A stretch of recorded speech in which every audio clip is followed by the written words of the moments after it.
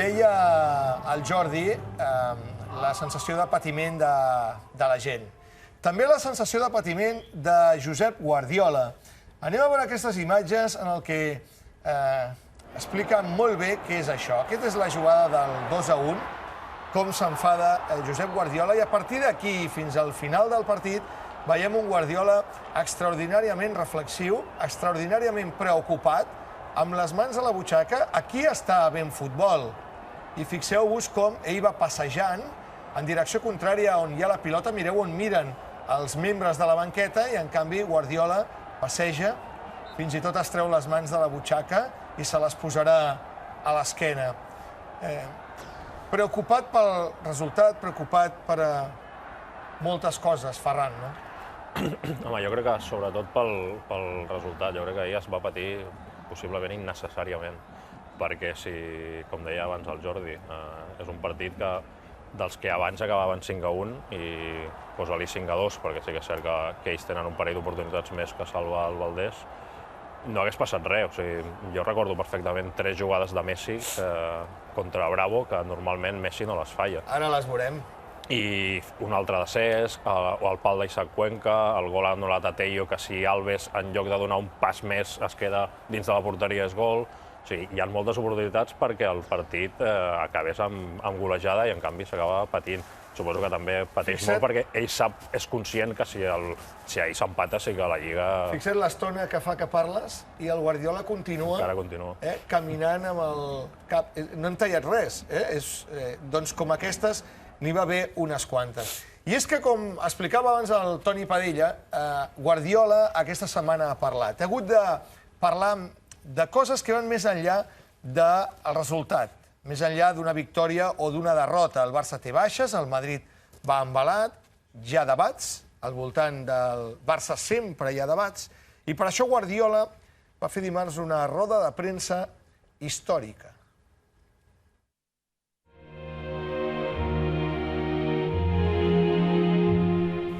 El nivel de exigencia aquí es muy grande, es muy alto.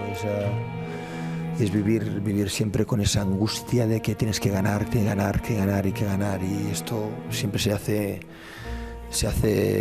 duro, se hace intenso. No es otra prueba más que el deporte nos pone, ya no al contrario, es el deporte nos pone a nosotros mismos, de ver si somos capaces de afrontar sabiendo que estamos en una situación otra vez límite. Es que es imposible yo que pueda llegar a sentir una sensación de duda respecto a su idea de cómo aman este juego, de cómo se comportan, de cómo juegan, de cómo compiten. És que ho han fet molt bé durant molt de temps, molt. I això no sabeu lo difícil que arriba a ser.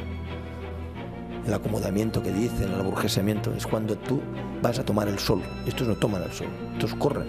Només els dic que han de fer l'esforç de continuar, que no es poden aturar aquí, que se'n penediran. Jo vaig ser esportista, durant un període vaig guanyar molt i me'n vaig penedir quan en moments vaig baixar els braços. No poden deixar-se anar. Encara que costi, que els hi costa, perquè és inevitable, perquè és així, han de... Tios, no ens podem donar per vençuts encara tenim coses a fer-ho. Es un reto que me pongo a mí mismo, es un reto fascinante que me da sentido a mi profesión, hemos de poder hacerlo, tengo que encontrar la manera para que estos chicos aún sientan de que esto tienen que alargarlo unos días más.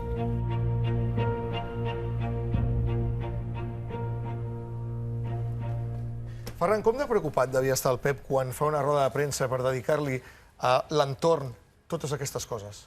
A l'entorn, a la Junta, a la gent, a tothom. Als jugadors. I als jugadors. Jo crec que el Pep coneix la casa com ningú. Jo estic convençut que és el barcelonista que millor coneix la casa per tots els anys que porta, tant de jugador com ara d'entrenador, i per com és. Ell sap quan ha de donar un cop d'efecte. O sigui, aquesta roda de premsa diria que no és tan bèstia, podríem dir, com la del Bernabéu de la temporada passada, però s'assembla molt. O sigui, allà sí que és més... sembla més bèstia perquè parla de Mourinho, parla dels àrbitres, parla del Real Madrid, de l'entorn. Aquí se centra en el que és el Barça. I jo crec que ell tenia 2 possibilitats per donar un cop d'efecte. Un és el que tothom està esperant, que és anunciar que continua, però que no ho farà ara. Jo crec que esperarà a la Champions. i l'altre era donar un recital dels seus, i és el que va donar. O sigui, jo crec que no tant els jugadors és cert el que diu ell, que els jugadors no han baixat els braços. O sigui, jo crec que si els jugadors han baixat els braços, el primer que haurien fet és llançar la copa, perquè és la competició que tothom podria llançar, i no. O sigui, van eliminar l'Osasuna, van eliminar el Real Madrid, l'altre dia a València fan un partidàs i pràcticament, si no passa res, jo crec que estaran a la final, i els jugadors no. O sigui, sí que és cert que l'entorn, després de l'empat del cap de setmana a Villarreal, hi havia molta gent que sí que va donar la Lliga per perduda, i ell es va encarregar de l'optimisme aquest que tots, quan ha començat el programa, teníem, és ell qui ens ha donat l'optimisme. Sí, el dia que l'escoltàvem, a mi em va venir al cap el que deia Vázquez Montalbán. Vázquez Montalbán li va tocar viure una època, malauradament no va viure aquesta època. I ell, abans que... Guanyaven mai aquella època. Correcte. I ell va escriure coses molt boniques sobre Guardiola, quan era jugador, dient que d'alguna forma resumia el que és el barcelonisme, perquè ho tenia tot. Tenia la intel·ligència emocional, coneixia bé la casa, tenia la curiositat, i el Pep és cert, coneix com ningú aquesta casa i sap que en aquests dies aflorava una cosa que és històrica, que forma part de l'ADN del barcelonisme i dels catalans, que és el victimisme. Som un poble tirant a perdedor i sempre mirem cap a fora i busquem culpables. A vegades és cert que hi ha un culpable, veiem butxí, a vegades no, i sempre tirem una miqueta de víctimes, som més d'estar calladets i ens les mengem totes. I el Pep això ho vol trencar, i està trencant-ho. I sabia que és una situació nova. La famosa roda de premsa amb Mourinho implicava una energia perquè hi havia un rival en l'oratòria. Era com un ring de boxa, pel matí Mourinho havia dit una sèrie de coses i ell li planta cara. Era un missatge cap al Madrid, esperonàvem un combat terrible i requeria aquella energia. L'altre dia requeria aquesta profunditat perquè el missatge anava dirigit als seus germans, cosins, familiars, veïns de Santpedor, al seu pare, als seus amics, a nosaltres, a tothom. Anava al barcelonisme.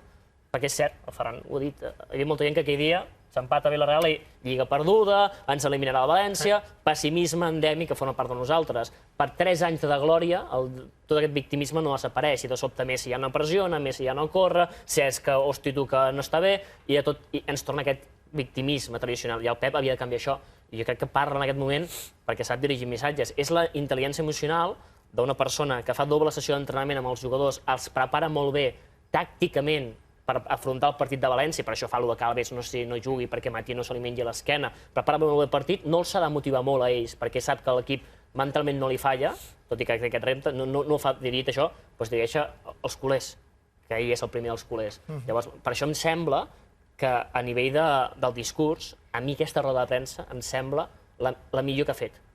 Ha fet la millor. És cert, i el Ferran té una veritat, segurament recordarem-lo al puto amo a la sala de premsa, el recordarem sempre perquè era molt visual. Però aquí ha estat un missatge cap a la seva gent. Cap a dins. És molt interessant el que va dir Guardiola i l'analitzarem en la resta de temporada perquè ell va parlar sobretot d'això, de que ningú es deixi anar fins al final. Fixeu-vos si no es deixa anar ningú, que el que tradicionalment té darrere la banqueta està amb les piles posadíssimes. Guardiola surt a la gespa sempre amb 2 ampolles d'aigua. Les deixa a la banqueta i ràpidament se'n va saludar a l'entrenador rival. Aquest ritual ahir no es va trencar. Però després del segon gol, del primer, de l'únic gol que va fer la Reial Societat, doncs el Pep... No, abans del gol, és una ocasió fallada, se'n va cap a la banqueta i busca les aigües. No les troba. Allà hi ha el Xema. Corbella no falla mai. Aquí la tens. Aquesta és una imatge que ja hem vist, Jordi, moltíssimes vegades. Aquesta relació especial que tenen un mite del barcelonisme, probablement un dels més grans, ara ho comentaven tant el Toni com el Ferran, amb una institució del barcelonisme, com és Xema Corbella, que ha viscut a tants jugadors i tants entrenadors. Que sempre ten, Sempre ten. Guardiola ha encaixat el gol, ha estat molt enfadat, va a la banqueta, algú ha deixat els guants. I què fa Guardiola? Doncs la seva ràbia contra els guants. Allà va Corbella. És una imatge preciosa, perquè molts cops és com els grans actors de Hollywood, que segurament les grans actrius, les grans dives, deurien tenir la seva perruquera, que sabia els seus tics, i aquesta persona a l'ombra... A Corbella sempre, perquè és una imatge que veiem cada setmana. Parlem de Messi. Està neguitós Messi? Què li passa a Messi? Està malament Messi? Mireu les estadístiques de Messi ahir. Diuen moltes coses, aquests números. Els números del Carles Domènech. 67 intervencions, les que ell té. 6 xuts, tots entre pals. Concentració. Fixeu-vos, un gol i una assistència. Però, atenció, 11 pilotes perdudes, Àngel. 11 pilotes perdudes vol dir que té masses ganes, que té neguit, que té pilotes que va 1 contra 5. Ahir va passar-hi tot això que estàs dient, i va passar-hi també que la Real Societat, els passadillos interiors, es va defensar molt bé, amb els 2 millors centros i els centrals, va acumular moltíssima gent i això impedia que pogués pressionar. Però la sensació en molts moments de que necessita fer-ho i que va ell contra tot el món. I van haver accions d'aquestes pèrdues que dius que anava pràcticament ell contra 4 o 5 jugadors de la Real Societat, no? En canvi, quan veus la reacció del gol, que pot esclatar, pràcticament ho celebra.